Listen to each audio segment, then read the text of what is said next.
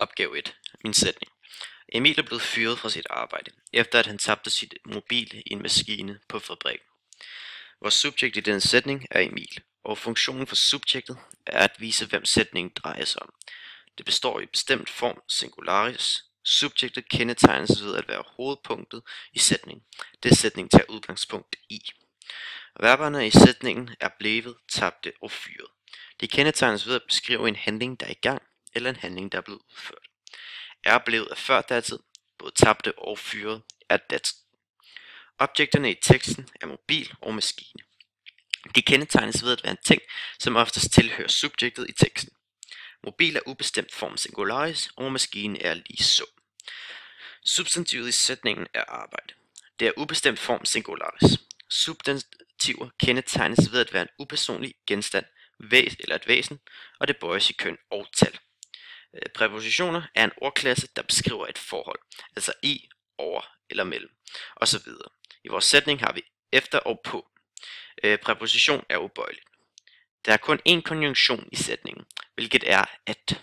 En konjunktion binder ord og sætninger sammen og er også ubøjeligt. Et personligt stedord, eller bare et stedord, er et ord, der står i stedet for et navn, som for eksempel han erstatter Emil. Opgave 2. Jeg gik, fordi jeg skulle nå en bus. Nu kører jeg med bussen. Gik, skulle og køre er vores verber i denne tekst. Gik beskriver, hvad jeg gjorde, og er præteritum. Kan kendes, når man sætter jeg foran verbet. Skuldes funktion i sætningen er det samme som gik. Altså det beskriver noget om jeg, og er lige så præteritum og kan kendes ligeledes. Køre beskriver jegs handling og er præsens. Altså kan man kendes ved, at det er en nutidig handling. Og slutter derfor på er. Je suis malade, mais je l'espère devenir bon. Je préférerais de beaucoup que je suis sans. Malade, devenir og préférer er vores verber i denne sætning. Malades funktion er at beskrive, hvad jeg er. Det er første person, og det er ubestemt. Man kan sige, at det er første person, da man ikke kan sige flere syg. Altså samtidig kan man sige, at det er ubestemt, da det ikke er den specifikke sygdom. Devenis funktion er at fortælle noget om rask. Det er infinitiv, og det kan kendes ved, at man kan sætte at foran. Men préféré beskriver, hvad subjektets forhold er til verbet. Det er présent, og kan kendes ved at have et forhold med resten af sætningen. My friend and I are going to a concert tonight, and therefore now I'm away to his house, where he hopefully will be ready, because last time he was not ready on time. Are going, on my way, and was er vores verber i denne sætning. Are going beskriver, hvad vi gør, og anden person flertal.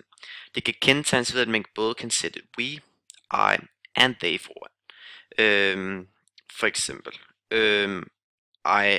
we are going, they are going, I am going. On my way har som funktion at beskrive, hvad jeg gør. Det er ubestemt flertal, og kan kendetegnes ved at kunne have we, I, and they i stedet for mig. Så for eksempel, we are on our way, they are on their way, and I'm on my way. Was beskriver, hvad I gør. Det er første person ental og kan kendes ved at sætte I foran. Altså, I was. Opgave 3. Jeg går fra mit hus kl. 19.00 i aften. Jeg går er et transitivt verb. Det kan da det kan have et objekt, som i dette tilfælde er jeg. Altså vores kendetegn er at sætte et objekt foran verbet. Den nye dreng hedder Bjarne, og vi har begge blå øjne. Vi har et kopulativt verb, da det forbinder Bjarne og blå sammen og skaber en relation.